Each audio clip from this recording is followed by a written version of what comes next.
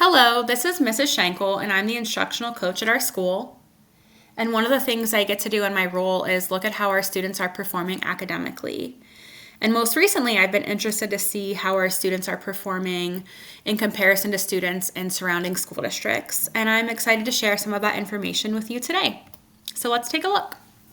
Here we have math proficiency rates from students last school year.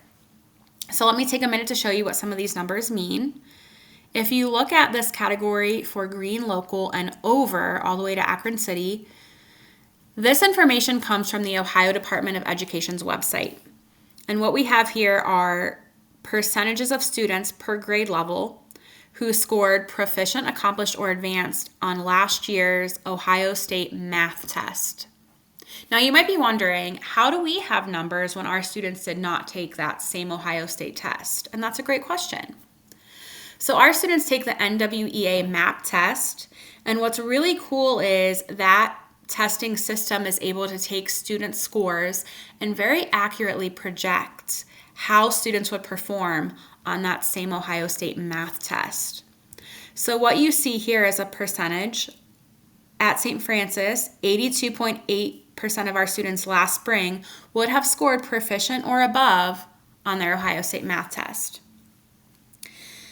So this information comes from our own school's MAP report. And the information from the Cleveland Diocese has come directly from the diocese. They were able to share out their proficiency rates as an average. We do not have access to individual schools in the diocese proficiency rates. However, this still gives us a really great picture of how our students are performing at St. Francis compared to students in the surrounding area.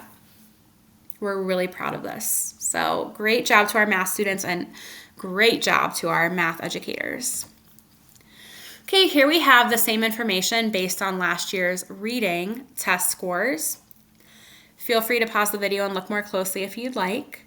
At St. Francis, our school average is about a 75.6%, which is again a number that we're really proud of.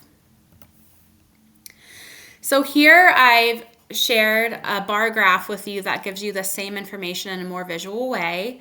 These numbers represent the school averages for each district. And the most important thing I want to share with you is that what we do with this information is what matters most. So this year in our teaching teams, we've made a priority to look at data and say, what is it telling us? What do we want to keep doing? What is going well? Where are our students testing well in? And then what areas do we have to grow in? And what are we going to do next to kind of remedy those areas for growth? And for example, based on this graph, we've noticed that our reading scores are a little bit lower than our math scores. And so we've been asking ourselves why and what can we do to boost those scores. And something I'm pleased to share is that this year our educators have done an amazing job. Our teachers K through 4 have been implementing Falcon Time and providing explicit targeted reading intervention to students. And in grades 5 through 8, we've adopted a more rigorous ELA curriculum. And as we've been meeting in our teacher teams this year, we've been asking ourselves, are these things working? And how do we know? And I'm pleased to show you that we have data that's supporting the great things that are happening academically this year. Last year's reading proficiency rate was a 75.6%, and we've already grown about 5% this winter based on our most recent MAP data. So I'm excited to see what our scores look like this spring, and I will share those out with you. And I'm excited to keep giving some academic updates because I'm really proud of the strong academics we have at our school. We have amazing educators who are really dedicated to looking for student strengths and looking for their areas of opportunity and delivering. And we have such hardworking students who are ready to rise to the challenge and perform at high levels.